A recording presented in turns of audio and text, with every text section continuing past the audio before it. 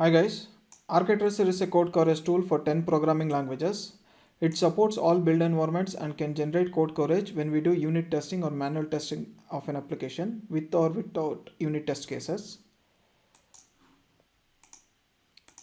In this video, we're going to learn how to generate code coverage using Architracer code coverage tool when we do unit testing and manual testing using the following environment: Platform Linux, Prime project with unit tests, Python language, and the framework is unit test framework by the Python, and testing is unit testing and manual testing of application. So this is the prime example project that we have. So we have the test cases here in the main.test, and this is the main function and prime.py file. So the first step is to make sure that we enable the tool. So we can enable the tool with the command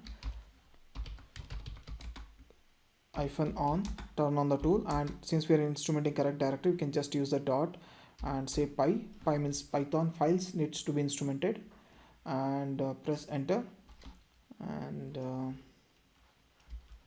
can see that it has instrumented all the 3 files here, and it has also made a backup of the original source file without modification to the source file, and it has also generated an intermediate Architracer folder here. This is where the intermediate files and pre-processed files and the report files will get generated. And now the next step is to go ahead and run the unit test cases.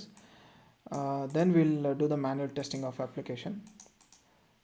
So let me go ahead and run this. I can see that. Okay, I think it's not Python, so it's Python 3. Okay, so once we run this, you can see that all the 3 test cases has been executed. This is expected output. Okay, now we have also have the code coverage here, and we can go ahead and generate the code coverage, or we can also go ahead and manually test the application and generate the code coverage. Okay, so this is the code coverage for the unit test cases, and then we will do this manual testing of application. So I'm going to run this. So it's running. Let us go ahead and enter value 2 here, and 0 Q to quit it. Now it has both the, only one test case was executed, and it has been successfully executed. Now in order to generate the report, it's going to append the code coverage to the RK coverage text file, and in order to generate the report, all we need to do is execute the command RK results, and it's going to read out that text file and generate the report. So this is how the report looks like. So based on the testing what we have done, we can see that we have around like 70% code coverage, and statement coverage is around like 78, and multi-condition is around like 64%. And here you can see that the table, this is the table that gives us a project overall code coverage summary, and this is the project summary, like how many files, how many functions are there in the project, what was the project name, those details. And if you select this, you can see that the moment I select this, we are going to get the path of this folder, and also we can see that this table is going to get automatically updated along with this pie charts as I select the files or functions here. Okay, now if I do this, then on the left hand side we can see we can select the files, and on the right hand side we can see that automatically the coverage summary is getting displayed based on the files or folders that we are going to select.